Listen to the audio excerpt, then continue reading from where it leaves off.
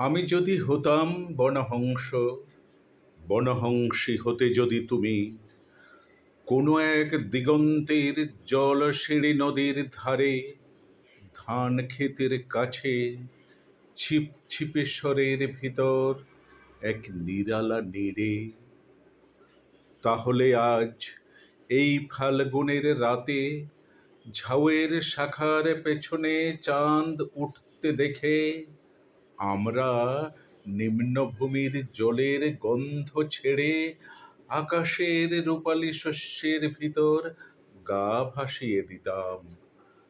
তোমার পাখনায় আমার পালক, আমার পাখনায় তোমার রক্তের স্পন্দন। নীল আকাশে খই ক্ষেতের সোনালি ফুলের মতো অজস্র তারা, শিরীষ বনের সবুজ রোমশ নীড়ে সোনার ডিমের মতো ফাল্গুনের চাঁদ।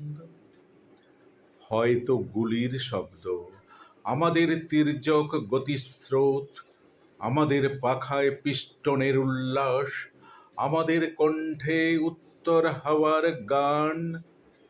হয়তো গুলির শব্দ আবার, আমাদের স্তব্ধতা, আমাদের শান্তি। আজকের জীবনের এই টুকরো টুকরো মৃত্যু আর থাকতো না, থাকতো না আজকের জীবনের টুকরো টুকরো সাধের ব্যর্থতা ও অন্ধকার। আমি যদি বনহংস হতাম, বনহংসী হতে যদি তুমি কোনো এক দিগন্তের জলশিরি নদীর ধারে, ধান ক্ষেতের কাছে,